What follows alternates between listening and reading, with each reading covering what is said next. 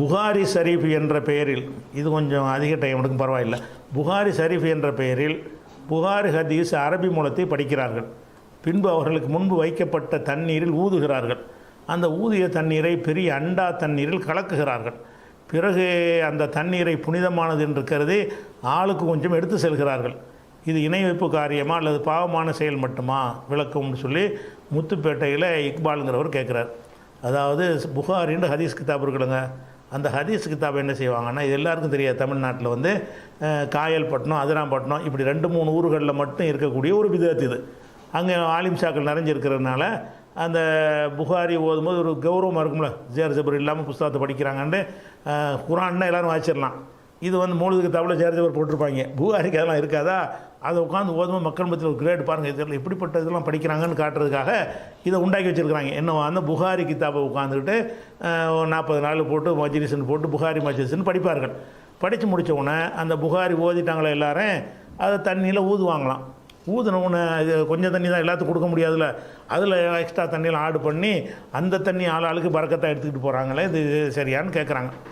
இந்த புகாரி ஷரீஃபுங்கிற தனியாக விட்டுருங்க. பொதுவாக இது மாதிரி உள்ள விஷயத்துக்கெல்லாம் அடிப்படை என்ன காரணம்? இஸ்லாம் மார்க்கம்னா என்னென்று அடிப்படை வழங்கலை. இஸ்லாத்தினுடைய அடிப்படை என்னென்னு கேட்டால், ரசூல் ஸல்லல்லாஹு அலைஹி வஸல்லம் வாழுகின்ற நேரத்திலேயே இஸ்லாத்தை அல்லாஹ் பூர்த்தியாக்கி விட்டான். அல்யௌம அக்மல்து லக்கும் தீனக்கும், உங்களுடைய தீனை உங்களுக்கு நான் பூர்த்தியாக்கி விட்டேன். 5வது அத்தியாயத்தில் 3வது வசனத்தில் அல்லாஹ் சொல்கிறான், தீனை அல்லாஹ் பூர்த்தியாக்கிட்டான். தீனை பூர்த்தியாகிட்டால் என்ன அர்த்தம்? ரசூலுல்லாஹ் காலத்துக்கு பிறகு எது வந்தாலும் அது மார்க்கம் கிடையாது. இந்த பேஸுக்கு நீங்கள் வழங்கணும். ரசூலுல்லாஹ் காலத்து புகாரி இருந்துச்சா, குர்ஆன் இருந்துச்சு, அதையாச்சும் இப்போ ரசூலுல்லாஹ் அப்படி எல்லாரையும் கூட்டமாக வச்சு ஓத சொல்லி ஒரு தண்ணியில் ஊதி அதை வந்து மிக்ஸ் பண்ணி ஆளு கொஞ்சம் எடுத்துகிட்டு போங்கன்னு ரசூலுல்லாஹ் சொன்னாங்களா? புகாரி தான் இல்லை, சரி விட்ருங்க. வாய்மொழியாக ஹதீஸ் இருந்துச்சு, புக்காக இல்லை, வாசிக்க முடியாது, விட்ருங்க. குர்ஆன் இருந்துச்சுல்ல, நிறைய ஹாஃபில்கள் இருந்தாங்களே, குர்ஆனை மனப்பாடம் பண்ணியிருந்தாங்கல்ல, நிறைய பேர் எழுதி வச்சுருந்தாங்கல்ல. அப்போ எழுதி வச்சுருந்தாங்க, மனப்பாடம் பண்ணியிருந்தாங்க, குர்ஆன் இருக்கிறது. அப்போ குர்ஆனுக்காக வேண்டி ரசூல் ஸல்லல்லாஹு அலைஹி வஸல்லம் இந்த ஏற்பாடை செஞ்சு இருந்தால், சரி குர்ஆனுக்கு செஞ்சதை வச்சு செய்கிறோண்டா நீங்கள் சொல்லலாம். அப்படி கூட சொல்ல முடியாது ஒரு பேசிக்காக. அப்போ ரசூல் ஸல்லல்லாஹு அலைஹி வஸல்லம் அவர்களுக்கு புகாரியை விட சிறந்த குர்ஆன் இருக்கிறது. அந்த குர்ஆனை வந்து இப்படி செஞ்சாங்களா, நீங்கள் செஞ்ச மாதிரி செஞ்சாங்களா? குர்ஆன் புனிதமானது இல்லையா? அதை ஓதுனா அந்த தண்ணியில் புனித தண்ணி இல்லையா? அந்த தண்ணி வீட்டுக்கு எடுத்துகிட்டு போனால் புனிதம் இல்லையா? புனிதம் தானே உங்கள் கருத்துப்படி செய்யலையே. அப்போ இப்படி ஒரு வழிமுறை இஸ்லாத்தில் இல்லை, இதான் இப்படி பெருமைக்காக செஞ்சுட்டு இருக்கிறீங்க. ரசூலுல்லாஹ் காலத்தில் இல்லாத ஒன்று பிந்தி உண்டான முடிஞ்சிருச்சு. பிந்தி உண்டானதா முந்தி உண்டானதா? ஒரே கேள்வி. இந்த நிகழ்வு ரசூலுல்லாஹ் காலத்தில் உண்டானதா பிந்தி உண்டானதா? பிந்தி உண்டானதா தூக்கி எறிஞ்சிட்டு போங்க. இதை விளங்குனா இதெல்லாம் செய்வாங்களா? புகாரிலாம் கேட்டால் புகாரி எவ்வளோ பெரிய முக்கியமானது அப்படிம்பாங்க. ஆனால் புகாரியோட குர்ஆன் முக்கியமானதுப்பா, அதுக்கு ரசூலுல்லாஹ் செய்யலை. அது ஒன்றாச்சா. அடுத்து என்னென்னு கேட்டால், ரசூல் ஸல்லல்லாஹு அலைஹி வஸல்லம் நமக்கு வந்து பல அறிவுரைகளை இந்த விஷயமாக சொல்கிறாங்க. மன் அஹதஸ ஃபி அம்ரினா ஹாதா மா லைஸ மின்ஹு ஃபஹுவ ரத்துன், நமது இந்த மார்க்கத்தில் இல்லாத ஒன்றை எவன் உருவாக்கினாலும் அது ரத்து செய்யப்படும், நிராகரிக்கப்படும், கூலி கிடைக்காது, அது அல்லாஹ்விடத்தில் தூக்கி மூஞ்சில் எரியப்படும். இது யார் ரவுண்டாக கேட்க மாட்டான்ல, இது யார் உனக்கு சொன்னான்? அல்லாஹ் சொன்னானா? ரசூலாயே உனக்கு சொன்னாரா? என்னுடைய ஹதீஸ்கள் வரும், அதை மனப்பாடம் பண்ணி வைப்பார்கள், பிறகு எழுதி வைப்பார்கள், அதை நீங்கள் ஓதிக்கொண்டு 40 நாளைக்கு ஓதினீர்களே ஆனால் உங்களுக்கு அப்படி கிடைக்கும் இப்படி கிடைக்கும் உங்களுக்கு சொல்லி தந்தவன் யாருன்னு கேட்க மாட்டான்ல. இப்போ ஹதீஸ் ரசூலா என்ன நமக்கு எச்சரிக்கை பண்ணுறாங்க? மன் அஹதஸ ஃபீ அம்ரினா ஹாதா மா லைஸ மின்ஹு ஃபஹுவ ரத்துன், இந்த மார்க்கத்தில் இல்லாத ஒன்றை ஒருத்தன் உருவாக்கினானே ஆனால் அது ரத்து செய்யப்படும். அப்போ ரத்து செய்யப்படுற ஒரு காரியம் தானே, தூக்கி மூஞ்சில் எரிஞ்சிருவான். புனிதம் நினச்சிட்டு செய்கிறீங்களா? நரகத்துடைய கொல்லிக்கட்டையாக தான் போகணும். இந்த செயல் வந்து புகாரின்னு நல்லா பார்க்க மாட்டான். இதை நான் மார்க்கத்துக்கு சொந்தக்காரனா, நீ சொந்தக்காரனா? நான் இப்படி வழியை காட்டாத போது நீ எப்படி என் மார்க்கத்தில் இதை உண்டாக்குன என்று தான் நல்லா எடுத்துக்கிடுவான். அதே மாதிரி ரசூல் ஸல்லல்லாஹு அலைஹி வஸல்லம் சொல்கிறாங்க, மன் அமில அமலன் லைஸ அலைஹி, முஸ்லிமில் வரக்கூடிய ஹதீஸு, மன் அமில அமலன் லைஸ அலைஹி அம்ருனா ஃபஹுவ ரத்துன், எனது உத்தரவு இல்லாமல் ஒரு அமலை ஒருவன் செய்வானேயானால் அது ரத்து செய்யப்படும். ரசூலோட உத்தரவு வேணும்ல, இதுக்கு உத்தரவு காட்டு. புகாரி இது கழுவி குடிக்கிறதுக்கு உத்தரவு காட்டு. 40 நாள் உட்காந்துக்கிட்டு அர்த்தம் தெரியாமல் ஓதுறதுக்கு அதை வந்து உத்தரவு காட்டு. அல்லாஹ்வுடைய ரசூலுடைய குர்ஆன் ஓதுறதுக்கு உத்தரவு இருக்குல்ல, அது நீ ஓதி கொடுக்குறதுக்கு உத்தரவு இல்லை, ஓதுறதுக்காக உத்தரவு இருக்குல்ல. இந்த புகாரி ஓதுறதுக்கு உத்தரவு இருக்குதா? 40 நாள் மஜ்லிஸ் நடத்த உத்தரவு இருக்குதா? இல்லை. அதுக்கு தாண்டி நீ செய்கிற எந்த காரியத்தை உத்தரவு இருக்குதா? உத்தரவு காட்டு முதல்ல. மன் அமில அமலன் லைஸ அலைஹி, எனது உத்தரவு இல்லாமல் ஒரு அமலை செய்தால் அது ரத்து செய்யப்படும் ரசூல் ஸல்லல்லாஹு அலைஹி வஸல்லம் சொன்னாங்க. இது முஸ்லிமில் இருக்கக்கூடிய ஒரு ஹதீஸ். அதே மாதிரி வந்து முஸ்லீமில் இன்னொரு ஹதீஸ் என்ன இருக்குன்னு கேட்டால் இப்போ ஷர்ரல் பொயின்ன ஹைரல் ஹதீஸ் கிதாபுல்லா, செய்திகளில் சிறந்தது அல்லாஹ்வுடைய வேதம். இப்போ ஹைரல் ஹதி முகமதின், வழிகாட்டுதலில் சிறந்தது முகமதுரை வழிகாட்டுதல். ஓ ஷர்ருல் உமுரி மோததாத்துகா, புதிதாக உண்டாக்கப்பட்ட அனைத்துமே கெட்டது. ஓ குல்லு பிதாத்தின் லலாலா, ஒவ்வொரு பிதாத்தும் வழிகேடு அப்படின்னு ரசூலுல்லாஹ் சொல்கிறாங்க. அப்போ அல்லாஹ்வுடைய கித்தாபு தான் சிறந்தது, முகமதுடைய வழிகாட்டி தான் சிறந்தது. புதுசாக உண்டாக்குனதுனா வழிகேடு, புதுசாக உண்டாக்குனா பிதத்து, பிதத்தெல்லாம் வழிகேடு என்று ரசூல் ஸல்லல்லாஹு அலைஹி வஸல்லம் சொன்னார்கள்ங்கிற செய்தி முஸ்லீமில் இடம்பெற்று இருக்கிறது. அப்போ ரசூலுல்லாஹ் இல்லாமல் தானே உண்டாக்குறீங்க, இது வழிகேடு தானே, பிதத்தெல்லாம் வழிகேடு தானே. அதே மாதிரி நசையில் என்ன வருதுன்னு கேட்டால் குல்ல முகதத்தின் பிலா சொல்லிவிட்டு குல்லு லலாலத்தின் பின்னார், புதுசாக உண்டாக்குன அனைத்தும் பிதத்து, பிதத்தை நான் வழிகேடு நரகத்தில் சேர்க்கும். அப்போ புகாரி ஓதுனா நரகத்தில் சேர்க்கும். புகாரி என்பதற்காக அல்ல, அல்லாஹ்வுடைய மார்க்கத்தில் நீங்கள் கை வச்சதுனால, அல்லாஹ்வும் ரசூலும் சொல்லாத ஒன்றை நீங்களாக உண்டாக்கி அல்லாஹ்வுக்கு நீங்கள் மார்க்கத்தை சொல்லிக் கொடுக்க போகிறீங்கல்ல, அதுக்காக வேண்டி கிடைக்கிற பரிசு என்னன்னு கேட்டால் நரகம் அப்படின்னு வருகிறது. அதே மாதிரி வந்து சஹாபாக்கள் வந்து மகசரில் நிற்கும் பொழுது ஹவுலுல் கௌசர் என்கிற ஒரு தடாகத்தை அல்லாஹ் கொடுப்பான். அப்போ ரசூலுல்லாஹ் தான் அதுக்கு பொறுப்பாளியாக இருப்பாங்க. அதில் வந்து யாருக்கு அல்லாஹ் சிரமத்தை குறைக்க நினைக்கிறானோ அவங்களுக்கு அந்த ஒரு நாளில் மகசரில் தாகமாக இருப்பாங்கள்ல, அன்றைக்கு அந்த தாகம் இல்லாமல் இருக்கிறதுக்காகவே தண்ணீரை விநியோகிக்கிற பொறுப்பை ரசூலுல்லாஹ்ட்ட கொடுத்துருப்பான். அதை நோக்கி சஹாபாக்கள்லாம் ஓடுவாங்க மகசரில். அப்போ ரசூலுல்லாஹ் என்ன செய்வாங்கன்றா, தண்ணி கொடுக்க ரெடி ஆகும்போது தடுத்துருவாங்க. யார்? மலக்கள் தடுத்துருவாங்க. அலா அறிந்து கொள்ளுங்கள், இன்னஹு யுஜாபி ரிஜாலிம் என் உம்மத்தி, என் உம்மத்துகளில் சிலர் கொண்டு வரப்படுவார்கள். இப்போ யூஹது பிகும் சாத்த ஷிமால், இடதுபுறமாக பிடிக்கப்படுவார்கள். ஃபக்கூலு நான் சொல்வேன், யா ரப்பி உசைஹாபி, அல்லாவே என்னுடைய தோழர்கள் அவங்க அப்படின்னு சொல்லுவேன். இப்போ யுகாலு எனக்கு பதில் சொல்லப்படும், அல்லாவின் புறத்திலிருந்து அல்லது மலக்குகள் புறத்திலிருந்து பதில் சொல்லப்படும். இன்னக்க லா ததரி மா அஹதசு பாதக்க, முகமதே உனக்கு பிறகு இவர்கள் என்னத்தை புதுசாக உண்டாக்குனாங்கன்னு உனக்கு தெரியாது. புதுசாக உண்டாக்குனா அல்லாவுக்கு அறவே பிடிக்காது. இவங்க சஹாபியாக இருக்கலாம், யாராக வேண்டாலும் இருக்கலாம், புதிதாக உண்டாக்கினால் உனக்கு என்ன செஞ்சாங்கன்னு உனக்கு தெரியாது. அதனால் இவர்களை ஹவுலுல் கௌசர் விடமாட்டோம், தடுத்து விடுவார்கள் என்று சொல்லி புகாரியில் 4625 ஹதீஸில் இருக்கிறது. அது மட்டும் இல்லாமல் அப்போ ரசூலுல்லாஹ் பதில் என்ன சொல்லுவாங்க, தடுத்த உடனே அல்லாவே நான் வந்து ஈசா நபி சொன்ன பதில் நான் சொல்லிடுவேன். ஈசா நபி என்ன பதில் சொல்லுவாங்க? ஈசா நபிட்டு அல்லாஹ் விசாரிப்பான், நீ தான் இப்படி சொன்னியா, எங்கள் அம்மாவை கடவுளாக்கு என்னையே கடவுளாக்க நீ தான் சொன்னியான்னு கேட்பான். இல்லை நான் சொல்லலை, அவங்க செஞ்சு அவங்க தான் பொறுப்பு, நான் ஒழுங்காக தான் சொன்னேன் அப்படிம்பார்ல.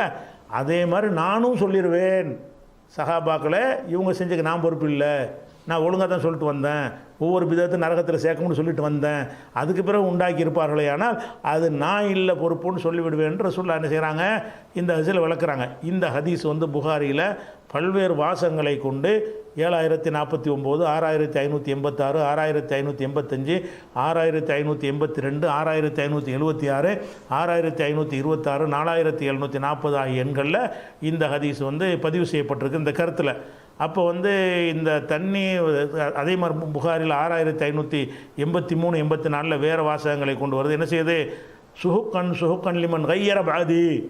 அப்போ நான் சொல்வேன், எனக்கு பிறகு மாற்றி விட்டாங்களே அவங்க நாசமாக போய் தொலையட்டும், நான் ஒரு மார்க்கத்தை சொல்லிட்டு வந்திருக்கிறேன், மாற்றிட்டாங்களே நாசமாக போட்டு நான் சொல்லிவிடுவேன் சொல்ல அதை சொல்லி காட்டுறாங்க. இப்படியான ஹதீஸ் இருக்குது.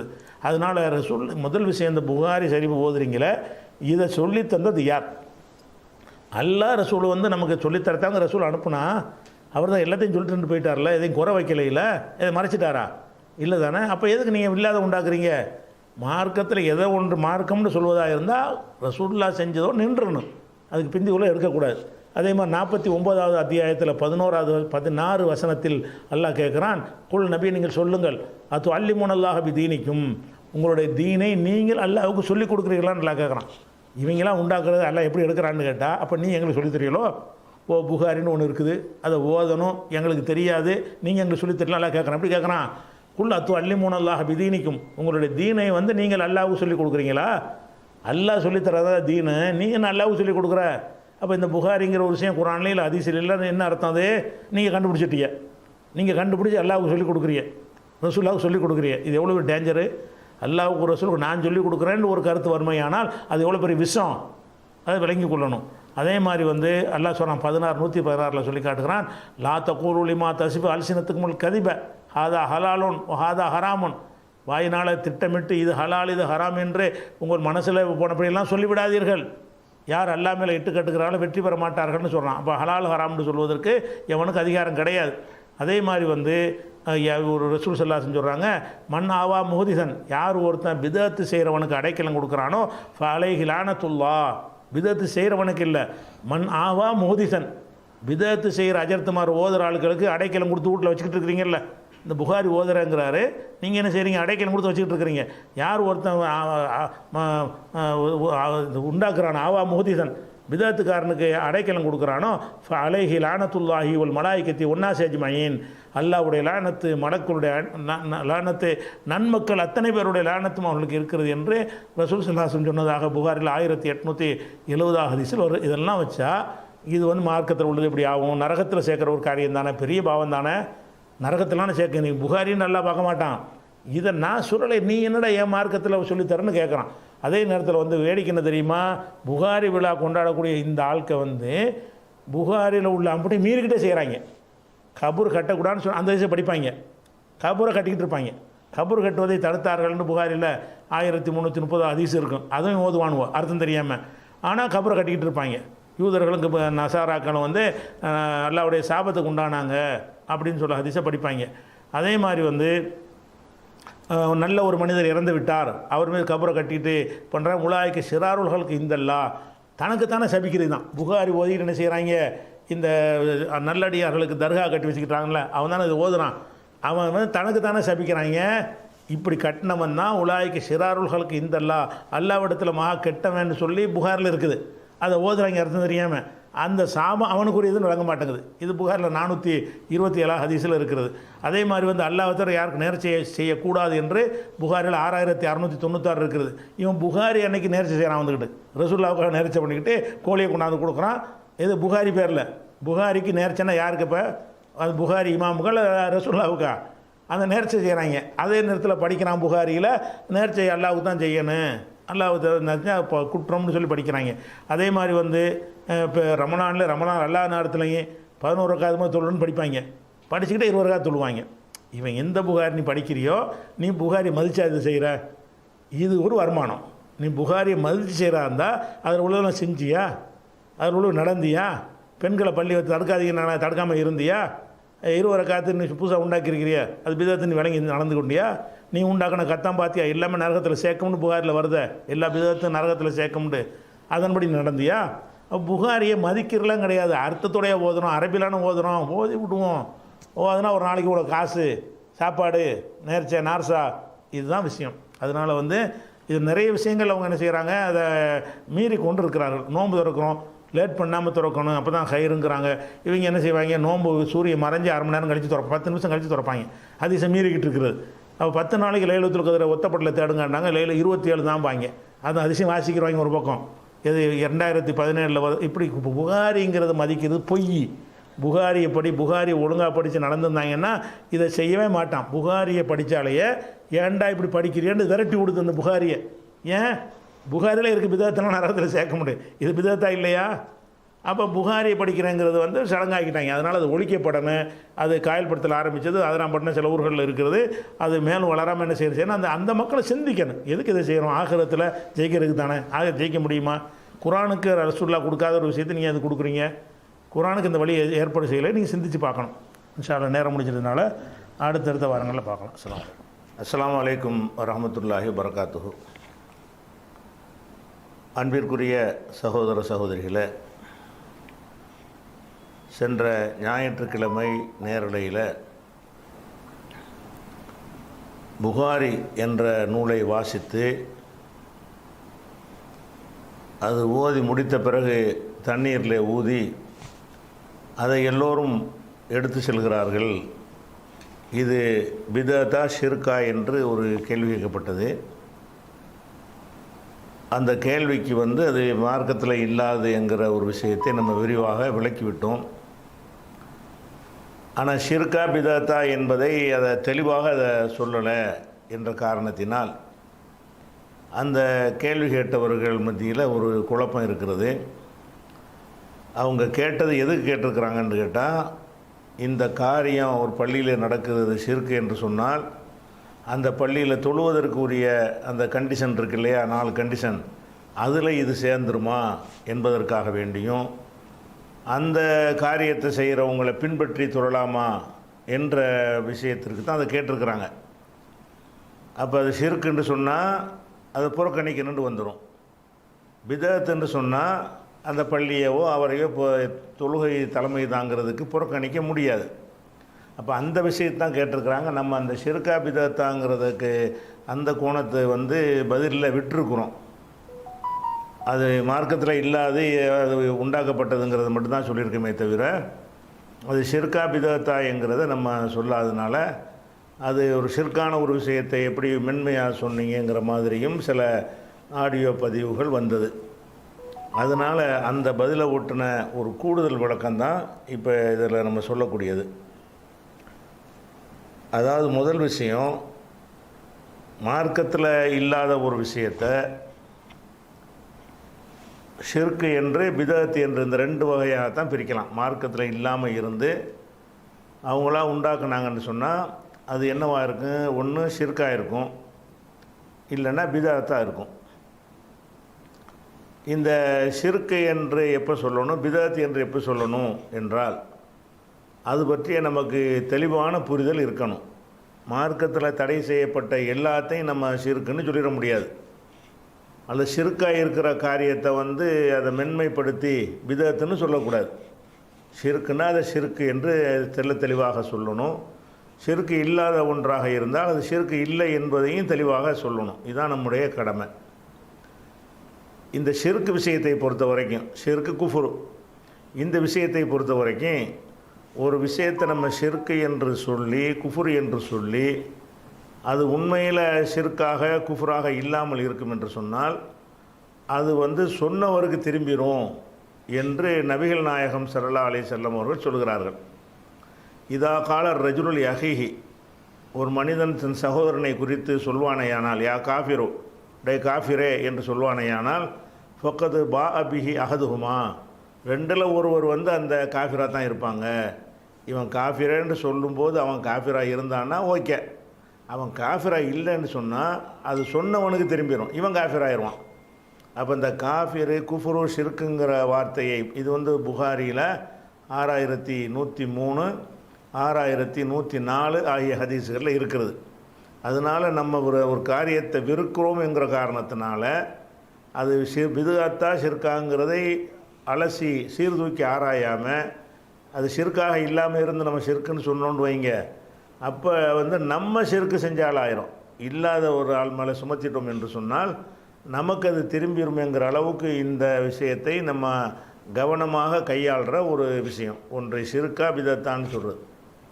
அப்போ முதல்ல அப்போ எப்படி இதை முடிவு செய்வதற்கு என்ன வேணும் என்று கேட்டால், ஷிர்க்குண்டா என்ன என்கிற ஒரு தெளிவு இருக்கணும். மார்க்கத்தில் தடுக்கப்பட்டதையெல்லாம் ஷிர்க்குன்றக்கூடாது. ஷிர்க்கு என்று சொன்னால் அதனுடைய பொருள் என்ன? இணை கற்பித்தல். ஷிர்க் என்ற என்ன அர்த்தம்? அரபியில் ஷிர்க்கு, தமிழில் இணை கற்பித்தல். அப்போ இணை கற்பித்தல்னா என்ன? அல்லாஹ்வுடைய இடத்துல யாரையோ எதையோ வைப்பது, அதான் இணை. இணைன்னா சமம், அல்லாஹ்வுக்கு சமமாக்குவது. இப்போ ஷிர்க்குங்கிற வார்த்தைக்கு அர்த்தமே என்னன்னு கேட்டால், அல்லாஹ்வுக்கு ஈக்குவலாக்குற ஒரு அம்சம் இருக்குதா, அல்லாஹ்வுக்கு சமமாக்குற ஒரு அம்சம் இருக்குதா என்று பார்க்கணும். மார்க்கத்தில் இல்லாத காரியம் பிறகு உருவாக்கப்பட்டிருக்குது, அதை பிதஅத்தில் சேர்க்குறதா ஷிர்க்கில் சேர்க்குறதாங்கிறதுக்கு அளவுகோல் என்ன? முதல்ல ஷிர்க்குடைய டெஃபனேஷனை தான் வைக்கணும். ஷிர்க்குனா என்னென்னா அல்லாஹ்வுக்கு ஈக்குவல் ஆக்குறது. அல்லாஹ்வுக்கு ஈக்குவல் ஆக்குறதுனா என்னென்னு கேட்டால் அது ரெண்டு அம்சம் இருக்கும். அல்லாஹ்வுக்கு ஈக்குவல் ஆக்குறதுன்னு சொன்னால், ஒன்று நம்பிக்கை சார்ந்த விஷயத்தில் அல்லாஹ்வுக்கு இணையாக்குறது, அல்லது வணக்கங்களில் அல்லாஹ்வுக்கு இணையாக்குறது. இப்போ அல்லாஹ்வுக்கு செய்கிற ஒரு இபாதத் வணக்கம், அதை வேறு ஒருத்தருக்கு செய்கிறான், இது ஷிர்காயிரும். அல்லாஹ்வுக்கு தான் செய்யணும், அது துவா அல்லாஹ்ட்ட தான் செய்யணும். வேறு ஒருத்தர்கிட்ட கேட்டான்னா துவா வணக்கம் தானே, அப்போ வேறு ஒரு ஆள் அல்லாஹ்வோட இடத்துல வச்சுவிட்டான், அது ஷிர்காகி போயிடும். அதே மாதிரி இப்போ சஜிதாங்கிறது அல்லாஹ்வுக்கு செய்யணும், அந்த சஜிதாங்கிறத வேறு ஒரு மனிதனுக்கோ கல்லுக்கோ மரத்துக்கோ செஞ்சான்னு சொன்னால் அவன் அந்த பொருளை அல்லாஹ்வுடைய இடத்துல கொண்டே வச்சுட்டான். அப்போ அல்லாஹ்வுக்கு செய்கிற இபாதத்துகளை, இப்போ நேர்ச்சை இருக்குது, நேர்ச்சை அல்லாஹ்வுக்கு செய்யணும். நேர்ச்சைனா வணக்கம் தானே, அல்லாஹ்வுக்கு செய்யணும். நான் நேர்ச்சை இன்னாருக்கு செய்கிறேன்னு சொல்லிட்டான்னா அந்த இன்னாருங்கிற ஆளை எங்கே வச்சுக்கிட்டான்? அல்லாஹ்வுடைய இடத்துல வச்சுட்டான்டாகும். இதுதான் முதல் வகை. வணக்கத்தில் அப்படி செய்யணும். அப்படி செஞ்சால் ஷிர்க் வச்சுட்டான், இணை ஆக்கிட்டான் என்று வந்துடும். அல்லது அல்லாஹ்வுக்கு இருக்கிற மாதிரியான ஆற்றல், சக்தி, பவர் அது இன்னொரு ஆளுக்கு இருக்கிற நம்புறது. ஒன்று அந்த அந்த செயலில் இந்த நம்பிக்கை இருக்குதான்னு பார்க்கணும். ஒன்று அந்த குறிப்பிட்ட வணக்கம் அல்லாஹ்வுக்குரிய வணக்கம்னு சொல்லித்தரப்பட்டிருக்குல்ல, அந்த வணக்கங்களை அல்லாஹ் தவிர யாருக்காவது செஞ்சான்னு சொன்னாலும் ஷிர்கா போயிடும். அல்லது சில காரியத்தை செய்கிறான், அந்த காரியத்தை எதனால் செய்கிறான்னு கேட்டால் அவன் மனசில் அல்லாங்கிற ஒரு அந்தஸ்தை கொடுத்துருக்குறான் அப்படிங்கிறதுக்காகத்தான் கேட்டான்னு சொன்னால் அதுவும் என்ன ஆயிருன்னா ஷிர்காகி போயிடும். இப்போ நம்ம சூனியங்கிறத நம்ம ஷிர்க்குன்னு சொல்கிறோம். எதனால் ஷிர்க்குங்கிறோம்?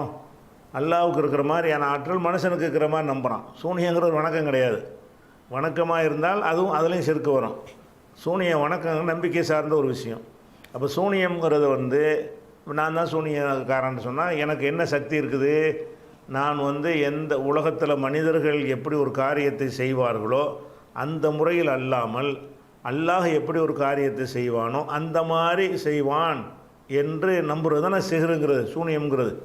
சூனியம்னா என்னன்னு கேட்டால் ஒரு மனுஷனை நம்ம தாக்க நினைக்கிறோம். மனுஷனை எப்படி தாக்குவான்? அருள் எடுத்து தாக்குவான், கத்தியால் குத்துவான், இல்லை அடிப்பான், குத்துவான், உதைக்குவான், அல்லது விஷத்தை வாங்கி கொடுப்பான். ஏதோ ஒரு வகையில் ஒரு மனிதனுக்கு பாதிப்பு ஏற்படுத்துவான்னு தான் இது இயற்கையாக எல்லாம் படைச்சிருக்கிறான். அப்படி இல்லாமல் எதையும் பயன்படுத்துறதில்லை. அல்லாஹ் எப்படி தன்னுடைய வல்லமையை கொண்டு ஆகுங்கிறதை கொண்டு ஆக்கி விடுகிறானோ அந்த மாதிரி என்ன செய்வார்னா எங்கேயோ இருந்து கொண்டு என்னமோ செய்வார், எனக்கு ஏதோ ஏற்பட்டுரும் அப்படின்ற ஒரு கருத்து வர்றதுனால தான் அந்த சிஹ்ருங்கிறத ஒரு மனிதனுக்கு அந்த சக்தி இருக்குது நீங்கள் நம்புனீங்கன்னு சொன்னால் அது ஷிர்காகி போயிடும்னு நம்ம சொல்கிறோம். அப்போ அந்த மாதிரி இப்போ அவுளியாவேன்னு கூப்பிட்றான். நீங்கள் அவுளியாவே அல்லாட்ட வாங்கித்தாங்கன்ட்டு கேட்குறான். இதில் ஷிர்க் இல்லாத மாதிரி தெரியுதானே? அவுளியாவே இறந்து போனாலும் கூப்பிட்றான், எங்களுக்கு அல்லாட்ட நீங்கள் துவா செஞ்சு வாங்கி தாங்குங்கிறான். இப்போ துவா செஞ்சு வாங்கி தாங்குங்கிறதுனால நேரடியாக அவன் கேட்கல, துவா செய்யலை, வாங்கி தரத்தானே செய்கிறான். அந்த வகையில் அது ஷிர்க் இல்லாத மாதிரி தெரிஞ்சாலும் அதையும் நம்ம ஷிர்க்குன்னு சொல்லுவோம். ஏன் சொல்கிறோம்? அந்த வார்த்தையை மட்டும் கவனிக்க மாட்டோம், அதில் அடங்கியிருக்கிற இன்னொரு அம்சத்தையும் கவனிக்கிறோம். என்ன கவனிக்கிறோம்னு கேட்டால் நம்ம சொல்லக்கூடிய விஷயத்தை அவர் கேட்பார்னு நம்புகிறீங்க. எந்த மாதிரி கேட்பார்? யார்? இந்த அவுளியாங்கிறீங்கல்ல, அவர் கேட்பார். எந்த மாதிரி கேட்பார்? மனிதர்கள் கேட்குற மாதிரி கேட்பாரா, இறைவன் கேட்குற மாதிரி கேட்பாரா? எப்படி நம்புகிறீங்க நீங்கள்? மனிதன் கேட்குற மாதிரி கேட்பார்னு சொன்னால் நீங்கள் நீங்கள் திருச்சிலையும் அந்த தர்கா மதுரையிலையும் இருந்துச்சுன்னு சொன்னால் எப்படி கேட்க முடியும்? மனுஷன் அப்படி கேட்க மாட்டானே. நீங்கள் திருச்சியில் உட்காந்துட்டு மதுரையில் உள்ள கூப்பிட்றீங்கன்னா என்ன அர்த்தம்? அவருடைய கேட்கும் சக்தி மனித சக்தி இல்லை, இறை சக்தி. இறைவன் தான் எங்கே இருந்தாலும் கேட்பான். அப்படி நினச்சி தான் இது கூப்பிட்றாங்க. அவுளியாவேங்கிறான். அவற்றை நேரடியாக எந்த கோரிக்கையும் வைக்கலை, ஆனால் அல்லாட்ட வாங்கித்தாங்கன்னு சொல்கிறான். அந்த சொல்ல பார்க்கும்போது நாங்கள் வாங்கி தானே கேட்குறோம் அப்படின்றது இருந்தாலும் அவரை எந்த இடத்தில் வைத்து இதை கேட்குறான்? இறைவனைப் போல் அவர் கேட்குறாருன்னு தான் அர்த்தம். அதே மாதிரி ஒரு நேரத்தில் பல ஊர்களிலேருந்து அவரை கூப்பிடுவாங்க, நாகூர் ஆண்டவரேம்பாங்க. அப்படி கூப்பிடலான்னு இவன் சொல்கிறான். ஒரே நேரத்தில் பல ஊரில் அவருக்கு பக்த கோடிகள் இருந்தாங்கன்னு சொன்னால் எல்லாருமே கூப்பிடுவாங்க. ஒரு நேரத்தில் பலரும் கூப்பிட்டா பலரும் கேட்கும்னு அர்த்தத்தில்னு கூப்பிட்றான். பலரும் மனுஷன் கேட்குற மாதிரி இருந்தால் அப்படி முடியுமா? மனிதன் கேட்குறதா இருந்தால் ஒரு நேரத்தில் பல பேர் சேர்ந்து கோரிக்கை வைத்தால் அதை பிரித்து அறிய இயலுமா? மனுஷனுக்கு இயலாது, ஆனால் அவருக்கு இயலும், அல்லாஹ்வை போல. அப்போ நீங்கள் அழைப்பதே எதில் அடங்கிடுதுன்னு கேட்டால் மனிதனை அழைக்கும் பொழுது மனிதனுடைய சக்தி என்னன்னு விளங்கி அழைக்கிறீங்கல்ல, அந்த இடத்துல நீங்கள் அவரை வச்சு அழைக்கிறது இல்லை. நீங்கள் என்ன அந்த அழைக்கிற ஆட்களை சொல்கிறேன், அப்படி அழைக்கிறது இல்லை. இப்போ எந்த இடத்துல வச்சு அழைக்கிறீங்க? அவர் எங்கே வேணாலும் கேட்கலாம், எத்தனை வேணாலும் கேட்கலாம், ராத்திரிலையும் கேட்கலாம், பகல்லையும் கேட்கலாம், அதாவது தெரிந்த எந்த பாஷையில் வேண்டாலும் கேட்கலாம். அவர் உலகத்தில் வாழும்போது தெரிஞ்ச பாஷை மட்டும்தான் அவருக்கு விளங்கும், தெரியாத பாஷை விளங்காது. செத்த பிறகு அனைத்து பாஷையிலையும் கேட்கலாம். இப்படி எடுத்தோம் என்று சொன்னால் இதெல்லாம் யார் மாதிரி வைத்து கொண்டு இதை கேட்குறான் ஒரு மனுஷன்? அல்லாஹ்வுடைய இடத்துல வைக்கிறான். அப்போ இதை ஷிர்க்குங்களாம். இப்போ ஷிர்க்குன்னு சொல்வதாக இருந்தால் அல்லாஹ்வுடைய இடத்தில் வைக்கிற மாதிரி அந்த நம்பிக்கை இருக்க வேண்டும். அல்லது அல்லாஹ்வுக்கு செய்கிற வணக்கத்தை என்ன செய்கிறான்? இப்போ சஜிதாங்கிறது இருக்குது. நான் அல்லாவோட இடத்துல வச்சு செய்யலை, நான் மரியாதைக்கு தான் செய்கிறேங்கிறான். அந்த செயலை இபாதத்து. இப்போ சஜிதாங்கிற ஒரு இபாதத்தை வந்து இபாதத்துன்னு ஆயிடுச்சின்னு சொன்னால் நான் அந்த நோக்கத்துக்கு செஞ்சேன், நான் இந்த நோக்கத்துக்கு செஞ்சான்னு சொல்ல முடியாது. அந்த இபாதத்து அல்லாஹ்வுக்குரியது அப்படின்னு சொல்கிறதுனால அந்த இபாதத்தை செஞ்சிங்கன்னா நம்பிக்கையை பார்க்க தேவையில்லை. அவன் நம்பிக்கை வந்து வேறு மாதிரி இருக்குன்னு சொன்னாலும் சரி, அல்லாஹ்வோட இடத்துல வைக்கிற மாதிரி இருந்தாலும் சரி, அந்த இபாதத்தே வந்து என்னவாகிடுது, அல்லாஹ்வுக்கு மட்டும் உரியதாகிடுது. அப்போ அது ஷிர்காயிடும். இன்னொன்று என்னென்னு கேட்டால், அந்த செயல் வந்து ஷிர்காக வந்து செயல் தெரியாது. ஆனால் நம்பிக்கையில் வந்து இந்த நம்பிக்கை இருந்தால் தான் அதை செய்ய முடியும். அந்த மாதிரி அந்த கூப்பிட்ற அழைக்கிறலாம் அதில் வரக்கூடியது, சூனியம்லாம் அதில் வரக்கூடியது. அப்போ அதை ஷிர்க்குன்னு சொல்கிறோம். அப்போ ஷிர்க்குன்னா என்ன நீங்கள் கவனிக்கணும்னு கேட்டால், அது தடுக்கப்பட்ட காரியம், இது மார்க்கத்தில் இல்லாத காரியம்ன்ற உடனே ஷிர்க்குன்றக்கூடாது. ஷிர்க்கா இல்லாட்டி நமக்கு ஷிர்க்கு வந்து நம்ம ஷிர்க்கு செஞ்சதாக வந்துடும். அந்த வார்த்தையை யூஸ் பண்ணுறது மட்டும் எது ஷிர்க்கு என்றே தெளிவாக தெரிகிறதோ அதைத்தான் நம்ம ஷிர்க்குன்னு சொல்லணும். அப்போ நம்ம அர்த்தமே தெரியுது, அல்லாஹ்வுக்கு சமமாக ஆக்குதல்னு சொல்லி. சமமாக ஆக்குதல் வந்தால் தான் ஷிர்க்காகும். சமமாக ஆக்குதல் வரலைன்னு சொன்னால் அதை ஷிர்க்கு என்ற பேரில் அழைக்க முடியாது. இந்த பேசிக்கை நம்ம விளங்கி கொள்ளணும். விளங்கிக்கிட்டு இப்போ நீங்கள் வாங்க, புகாரி ஷரீஃப்னு ஓதுறாங்க, 40 நாள் ஓதுறாங்க. ஓதும் பொழுது இதில் அல்லாஹ்வுக்கு சமமாக வைக்கிற என்ன தன்மை இருக்குதா என்று நம்ம பார்க்குறோம். அவங்க அந்த புகாரி எதுக்கு ஓதுறாங்கன்னு கேட்டால், அது வந்து நபிகள் நாயகத்தினுடைய ஒரு சொல்லு. அதான புகாரிங்கிறது ஹதீஸு. குர்ஆன்ல அல்லாஹ்வுடையது, புகாரின்னா ரசூலுல்லாஹ்வுடைய சொற்கள்லையே தொகுத்து வச்சுருக்கிறாங்க. அப்போ அல்லாஹ்வுடைய ரசூலுடைய அந்த சொற்களை ஓதுவதில் அது ஒரு பரக்கத்து இருக்குது. அது தவறாக சொல்கிறான், அவனோட நம்பிக்கை அதில் ஒரு பரக்கத்து இருக்குது. அதனால் அதை ஓதுவதனால ஒரு பரக்கத்து வருதுன்னு ஊதி என்ன செய்கிறான், அதை வந்து எடுத்துகிட்டு போகிறான். பரக்கத்து ஏற்படும். பரக்கத்து எதை கொண்டு ஏற்படுங்கிறான், அல்லாஹ்வுடைய ரசூலுடைய சொல்லுக்கு ஒரு பரக்கத்து இருக்குது என்று அவன் நினைத்து என்ன செய்கிறான், அது செய்கிறான். அப்போ அல்லாஹ்வுடைய குர்ஆனுக்கு எப்படி பரக்கத்து இருக்கோ அப்போ ஹதீஸுக்கும் ஒரு பரக்கத்து இருக்குது என்று நினைத்து ஓதுறான்னு சொன்னால், இதில் வந்து அல்லாஹ்வுக்கு சமமாக்குதல் எங்கேயாவது இருக்கான்னு பாருங்கள். இல்லை, இது பிதஅத்து தான். இதில் அல்லாஹ்வுக்கு சமமாக்குதல்னு எங்கே வரும், அல்லாஹ்வுடைய இடத்துல இப்போ இந்த புகாரி வந்து யார் மனுஷனுக்காக ஓதுறாங்களா? புகாரிங்கிற ஆளுக்கு இதை ஓதுறது கிடையாது. புகாரி அவர் தொகுத்தாருங்கிறாலும் அந்த கித்தாபுக்கு அந்த பேர், அந்த கித்தாபை தான் ஓதுறாங்க. அந்த கித்தாபு என்ன கித்தாபு, கால ரசூல்லா சொன்னாங்கன்னு வரும்ல, அந்த விஷயத்தை நம்ம ஓதுவதனால அது அல்லாஹ்வுடைய அது ஒரு வஹி தான். வஹிங்கிறலை மாற்றுக்கிறது இல்லை, வஹி இல்லாத கொஞ்சம் ஒன்று ரெண்டு கலந்துருக்கலாம். அப்போ அந்த வஹிங்கிற அடிப்படையில் அதை நாங்கள் ஓதுகிறோம், அதில் ஒரு பரக்கத்து கிடைக்கும்னு நினைக்கிறோம்னு சொன்னால், இதில் வந்து அல்லாஹ்வுக்கு ஈக்குவலாக்குற எந்த ஒரு அம்சமும் இதில் இல்லை. சமமாக்குற ஒரு விஷயம் வரல, ஷிர்க் வைக்கிற ஒரு அம்சம் வரவே இல்லை. ஆனால் பிதஅத்து வழிகேடு நரகத்தில் சேர்க்கும், அதெல்லாம் தனி விஷயம். ஆனால் ஷிர்க்குன்னு சொல்வதற்கு உரிய ஒரு அந்த இபாதத்தை வந்து அல்லாதவருக்கு செஞ்சால் தானே ஷிர்காவும். அல்லாததுக்கு அங்கே செய்யலை. அல்லாத ஓதும்போது அந்த புகாரின்னு ஒருத்தர் இருக்காங்களே, அவர் அல்லாஹ்வுடைய இடத்துல வைக்கிற மாதிரி அப்படி ஏதாவது இருக்குதா? அப்படியும் அதில் இல்லை. அதில் என்ன இருக்குது, எதுக்கு செய்கிறாங்கன்னு கேட்டால், அது ஒரு ரசூலுல்லாஹ்வுடைய சொல்லு, அதை நம்ம வாசிக்கிறோம், வாசித்தா பரக்கத்து இருக்குது, அதனால் பரக்கத்துக்காக ஊதுறோம் அப்படின்னு சொல்லும் பொழுது ஒரு தப்பான ஒரு செயலை செய்கிறாங்கிறது வருதே தவிர, ரசூலுல்லாஹ் காட்டாத ஒரு செயலை வந்து இவங்க செய்கிறாங்க, மார்க்கம் பூர்த்தி ஆகிடுச்சு, இந்த மாதிரி ஒரு வழிமுறை மார்க்கத்தில் இல்லை அப்படின்னு வருமே தவிர இணை கற்பிச்சிடான்னு வராது. இதை ஓதுறதுனால இணை கற்பிச்சிட்டாங்க, இதன் காரணமாக அந்த பள்ளிக்கு போகக்கூடாதுன்னு சொன்னால் எப்படி இணை கற்பிக்கிறாங்கன்னு நீங்கள் சொல்லணும். இணைங்கிறது வரணும், அதில் இணைங்கிற தன்மை வராமல் நம்ம வந்து அது பிதஅத்தை வெறுக்கத்தான் வேணும். அந்த வெறுக்கிறதுக்கு என்ன இருக்கணும்னு கேட்டால், நமக்கு திரும்பிடக்கூடாது, அந்த பயம் இருக்கணும். நம்ம ஷிர்க்குன்னு சொல்லி ஷிர்கா இல்லாட்டி நமக்கு திரும்பிடும். அப்போ அந்த விஷயத்தை யூஸ் பண்ணுவதற்கு கடுமையான ஒரு ஆயுதம் அது. ஷிர்க்குங்கிற ஒரு ஆயுதம் வந்து கடுமையான ஆயுதம். அது சரியான முறையில் இல்லாட்டி நம்மளை தூக்கி தாக்கணும். அந்த கோணத்தில் தான் அதை பிதஅத்துன்னு நம்ம சொல்லியிருக்கோம். இந்த ஷிர்க்கு இல்லை இப்படி விளக்கலை, அதனால தான் அங்கே ஒரு சர்ச்சைகள் ஏற்பட்டிருக்கிறது. அதனால் வந்து இந்த புகாரி ஷரீஃபுங்கிற பேரில் ஓதுறது வந்து ஷிர்க்கு என்கிற ஒரு அம்சம் எப்படி இருக்குன்னு நீங்கள் அப்படி சுட்டி காட்டினா அதை ஷிர்க்குன்னு கழிக்கலாம். புகாரிக்கு நேர் செய்கிறாங்க, புகாரி இமாமுக்காக வந்து அதை வந்து செய்கிறாங்க அப்படின்னு சொல்லி செஞ்சார்கள்னா, அப்போ என்ன அவரை திருப்திப்படுத்திருக்க ஏன் செய்கிறாங்கன்னா ஷிர்காகி போயிடும். ஒழுங்குதா? இதை ஓதுறது புகாரி இமாமுக்கு தெரியும், அவருடைய ஒரு ஆசையை வாங்கணும், அப்படிங்கிற நம்பிக்கை இருக்குமானால் அது ஷிர்காயிரும். அது புகாரிங்கிற ஒரு ஆளை வந்து அந்த தர்காவில் உள்ள அவுலியாக்களை வைக்கிற மாதிரி வச்சுருக்கிறானான்னு பாருங்கள். அப்படி எங்கேயாவது நீங்கள் சொல்கிற மாதிரி இருந்தால், இந்த இருக்குதா இல்லையா நமக்கு தெரியாது. நமக்கு தெரிஞ்சது இப்படி தான் செய்வதாக நம்ம நினச்சிக்கிறோம், நம்ம அறிஞ்சிருக்கிறோம். வேறு மாதிரி சில ஊரில் இருந்து அந்த புகாரி இமாமையே கொண்டாடுறோம், அவரை வந்து அவுலியாக்களுக்கு கந்து நடக்கிற மாதிரி நடத்துகிறோம், அவரை மதிக்கிறோம், அவருடைய ஆசையை பெறுறோம், அவருடைய அன்பை பெறுறோம் அப்படிங்கிறதுக்கு சில இடத்துல செய்வார்களே. ஆனால் அப்படி இந்த மாதிரி செய்கிற மாதிரி தெரியலை. அப்படி எங்கேயாவது இருக்கும்னா சிறுக்குடியாந்ததில்லை.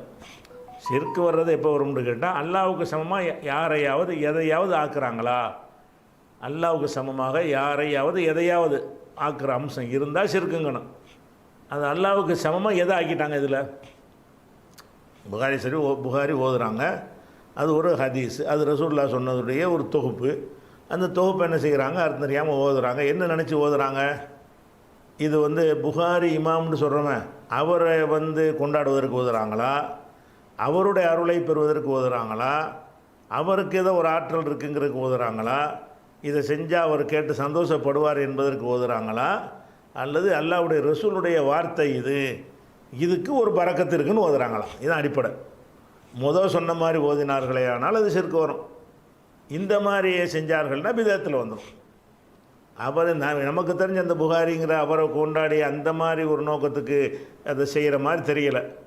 ஹதீஸுக்கு ஒரு ரசூலுல்லாஹ்வுடைய சொல்லுக்கு ஒரு முக்கியத்துவம் கொடுக்கணும்னு நினைத்து கொண்டு அதை பின்பற்றுவதுதான் முக்கியத்துவம் என்பதை விளங்காமல் இப்படி ஒரு கிறுக்குத்தனமான வேலையை செய்கிறது விளங்கிக்கிட்டு பிதத்துன்னு செய்கிறாங்க. அதனால் அது கண்டிக்கத்தக்கது, அது கெட்ட செயல், நரகத்தில் சேர்க்கும், அதில் எந்த டவுட்டும் கிடையாது. ஆனால் ஷிர்க்குன்னு நான் சொல்லலைங்கிறதுனால என்ன செய்கிறாங்க, அது என்ன இவ்வளோ கடுமையான விஷயத்தை ஷிர்க்குன்னு சொல்லாமல் அப்படி மேலோட்டமாக சொல்லிட்டீங்கிற மாதிரி தான் கேள்வி கேட்குறாங்க. ஷிர்க்குன்னு சொல்கிறாங்க, எப்படி ஷிர்க்குன்னு அப்படி உங்கள் கேள்வியில் விளக்கமும் இல்லை. கேள்வி கேட்டவங்க என்ன செய்யணும், இன்னும் நம்பிக்கையில் ஷிர்க் அடிப்படையில் செய்கிறாங்கன்னு இருந்தால் அது இருந்தால் ஷிர்க்குன்றலாம். இதை வந்து ஆளாள்கிட்ட ஃபத்வாவெலாம் நீங்கள் கேட்க தேவையில்லை. ஷிர்க் அம்சம் இருக்குதா, இந்த அம்சம் இருக்கான்னு பாருங்கள், இருந்தால் ஷிர்க்குன்ட்டு போங்க. இந்த அம்சம், இந்த ஒரு செயலை செய்வதன் மூலமாக அல்லாஹ்வுடைய பரக்கத்தை அடைவதற்குன்னு அவங்க செஞ்சாங்கன்னு சொன்னால் அதில் யாரையும் ஷிர்க் ஆக்கலை. அல்லாஹ்வுடைய ரசூலுடைய வார்த்தையை தானே அது ஓதுறாங்க பரக்கத்துண்டு, அதுவும் வஹி தானே, அல்லாஹ்வுடைய அறிவித்தல் தானே. அதனால் அதை ஓதி பரக்கத்தை நாடு நாங்கன்னாலும் ஷிர்க் வராது. அதே நேரத்தில் ஒரு மௌலுதுன்னு ஓதி அதில் பரக்கத்தை நாடினாங்கன்னு வைங்க, மௌலுதுடைய வாசகத்துலேயும் ஷிர்க் இருக்குது. இந்த மௌலுது ஓதுறது அவரை சந்தோஷப்படுத்துறதுக்கு தான், அவரை திருப்திப்படுத்துறதுக்கு தான், அவருடைய அருளை இப்போ யாரே அப்துல் கார் ஜிலானி அந்த மாதிரி அதுக்கு தான் ஓதுறாங்கன்னு சொன்னால் அதில் ஷிர்க்குடைய அந்த ஷிர்க் வந்துடுது. அப்படி இருக்கான்னு நீங்கள் ஊரில் விஷயத்தை நீங்கள் தான் முடிவு பண்ணிக்கிறணும். இந்த புகாரின்னு ஓதக்கூடியவர்கள் அவரை நினைத்து ஓதுகிறார்களா, அவர் எழுதின புஸ்தகங்கிறனால அதுக்கு பேர், அவர் ஆசை நம்ம இது செஞ்சோம்னா புகாரி அல்லாட்ட சிபாரிசு பண்ணுவார், அவர் அது பண்ணுவார் அப்படிங்கிற நினைத்து செஞ்சாங்கன்னு சொன்னால் ஷிர்காக தான் வரும். ஆனால் நான் அறிந்த வரையில் அப்படி அதற்கு செய்கிற மாதிரி தெரியலை. அந்த புகாரி இமாமை கொண்டாடுவதற்காக வேண்டி, அவருடைய அன்பையும் அருளையும் பெறுவதற்காக வேண்டி, இதை கேட்டு அவர் நம்மகிட்ட சிபாரிசு பண்ணுவார் என்பதற்காக ஓதுவதாக நமக்கு தெரியவில்லை. அப்படி உங்கள் ஊரில் எங்கே அப்படி ஓதுவதாக தெரிந்தால் அது ஷிர்க்குன்ட்டு போங்க. எப்போ வரணும்னா அல்லாஹ்வுடைய இடத்துல வைக்கிற அம்சம் இருக்கணும். அல்லாஹ்வுடைய இடத்துல வைக்கிற அம்சம் இல்லாமல் வேறு விஷயத்தை சொன்னால் அது வேறு ஷிர்காகி போயிடும். இப்போ உதாரணமாக ரசூலுல்லாஹ் ஒருத்தன் சத்தியம் செய்கிறான், எதன் பேரில் சத்தியம் செஞ்சால் ஷிர்க்குங்கிறாங்க. ஏன்னு கேட்டால் அல்லாஹ்வுடைய இடத்துல வைக்கிறான். அதான் எங்கள் வாப்பா மேலே சத்தியம், சூரியன் மேலே சத்தியம்னு சொன்னால் அந்த சூரியனை எங்கே வைக்கிறான், அல்லாஹ் தான் அனைத்தையும் கண்காணிக்கிறான் இருக்கிறான். அவன் கண்காணிக்கிறான்ங்கிற சாட்சியாக்கிறதுக்கு தான் சத்தியம் செய்கிறோம். இப்போ நம்ம பொய் சொல்கிறதா நம்புகிறாங்க, அல்லாஹ் மேலே சத்தியம்னா அல்லாஹ் பார்த்துக்கிட்டு இருக்கிறான், அது நான் பொய் சொன்னால் அவனுக்கு தெரியும் அப்படிங்கிற அர்த்தத்தில் செய்கிறோம். அந்த மாதிரி இடத்துல கொண்டு கழுத குதிரையை கொண்டு வைக்க முடியுமா, எதையும் வைக்க முடியுமா? அமன் ஹலஃபி கைரில்லாஹி ஃபக்கத் அஷ்ரக்க, யார் ஒருத்தன் அல்லாஹ் அல்லாதவரை கொண்டு சத்தியம் செஞ்சானா ஷிர்க்குங்கிறாங்க. ஏன்? அங்கே அந்த அம்சம் இருக்கிறது. அல்லாஹ்வுடைய இடத்துல அவர் வச்சுட்டாங்க. சத்தியம்னு சொன்ன உடனே என்ன செஞ்சார், ஒரு சின்ன சொல்லுதான் சொல்கிறான், அது என்னவாயிடுது, ஷிர்க்கில் ஒடியாந்துருது. அப்போ எதனால் வருதுன்னு கேட்டால் அல்லாஹ்வுடைய ஒரு அம்சத்தை கொடுத்துட்டான், அல்லாஹ்வுக்கு இருக்கிற மாதிரி ஒரு அம்சம் கொடுத்தாலும் போச்சு, அது ஷிர்காயிரும். அதனால் இந்த புகாரி ஷிர்கா என்பதை நான் அறிந்ததை எப்படி ஓதுறாங்க நினைக்கிறேனோ அதன்படி பார்த்தா ஷிர்க் இல்லை. நீங்கள் ஷிர்க் இருக்கிற மாதிரி அந்த விஷயங்கள் இருக்கிறதாக அந்த ஓதுறவங்களுடைய நம்பிக்கை இருக்கும் என்று சொன்னால் இறைவா புகாரி பொருட்டால் அந்த மாதிரி என்ன மாதிரி செஞ்சாங்கன்னு வைங்க, அந்த மாதிரி ஏதாவது அல்லாஹ்வுக்கு சமமாக்குற ஒரு அம்சம் இருந்தால் அது ஷிர்க்கு தான். அப்போ அந்த அம்சம் நான் அறிந்தவரை அந்த அம்சம் இல்லை. என்னத்துக்காக அது ஓதுறாங்க என்று கேட்டால், இது ரசூலுல்லாவுடைய சொல்லு, அதை புகாரிங்கிற தொகுத்துருக்கிறாரு, அதை நம்ம குர்ஆனை ஓதுனா நன்மை இருக்கும்ல, அதே மாதிரி ஹதீஸை ஓதுனாலும் நன்மை இருக்கும். அந்த நன்மை ஓதும்போது நம்ம என்ன செய்வோம், இறந்து போனதுக்கு குர்ஆனை ஓதுறாங்கல்ல, ஓதி பரக்கத்தை நாடுறாங்கல்ல, அதை ஷிர்க்குன்னு நம்ம சொல்லுவோம். ஷிர்க்கு அல்லாஹ்வுடைய இடத்துலேயும் வைக்கலை. அல்லாஹ்வுடைய கலாமை அல்லாஹ்வும் ரசூலும் சொல்லி தராத வகையில் யூஸ் பண்ணுறாங்க. அதனால் அது பிதத்தில் வருதே தவிர ஷிர்க்கில் வரல. அந்த மாதிரி என்ன செய்யணும்னா, ஷிர்க்குன்னு சொல்கிறதா இருந்தால் 2 அம்சம் தான் இருக்கணும். ஒன்று அது ஒரு வணக்கமாக உள்ளதை வேற ஒருத்தருக்கு செய்யணும். இதில் வேற ஒருத்தருக்கு செஞ்ச மாதிரி இல்லை. இந்த புகாரிங்கிறது ஓதுறது அல்லாஹ்வுடைய கலாமும் அல்லாஹ்வுடைய ரசூலுடைய கலாமும் நினச்சி தான் ஓதுறாங்களே தவிர, அப்படி வேற ஒரு ஆளை அந்த இடத்துல வணக்கத்தை செய்கிற மாதிரியும் இல்லை. அதே மாதிரி அவங்கள அல்லாஹ்வுடைய இடத்துல வைக்கிற மாதிரியும் யாரையும் வைக்கிற மாதிரியும் இல்லை. அதனால் இருந்தால் சில இடத்துல புகாரி கந்தூரின்னு கொண்டாடுறாங்கன்னு வைங்க, அவங்க இந்த நம்பிக்கையில் கொண்டாடுறவங்க புகாரி இமாமுடைய பேரொருளை பெறுவதற்காக வேண்டி, அவர் நமக்கு சிபார் செய்வாருங்கிறதுக்காக வேண்டி உட்காந்துட்டான்டா. அவர் எப்படி சிபார் செய்வார்? அவர் இறந்து போயிடுவார். நீ பேசுகிறது ஒரு விளங்கும்னு நினைக்கிறேன், இங்கே உட்காந்து ஓதுன்னு அவருக்கு தெரிய போதா? அப்படி வந்துச்சுன்னா ஷிர்காயிரும். அப்போ அது எதுக்கு செய்கிறாங்கங்கிறது நீங்கள் தான் அதை அந்தந்த ஊரில் உள்ளவங்க முடிவு பண்ணிக்கிறங்க. இந்த மாதிரி ஷிர்க்கு அல்லாஹ்வுடைய இடத்துல வைக்கக்கூடிய அம்சம் ஏதாவது இருக்கிற மாதிரி அதை ஓதினால் அது ஷிர்க்கு தான். அப்படி இல்லாமல் பரக்கத்து கிடைக்குங்க, ரசூலுல்லாவுடைய சொல்லு, அதுக்குண்டு ஒரு பரக்கத்து இருக்குது என்று நினைத்து இப்படி செய்தார்கள்னு சொன்னால் என்ன இல்லை, அது பிதத்தில் வருமே தவிர ஷிர்க்கில் வராது. இதை கூடுதல் விளக்கமாக நம்ம பதிவு பண்ணிக்கிறோம். அஸ்ஸலாமு அலைக்கும்.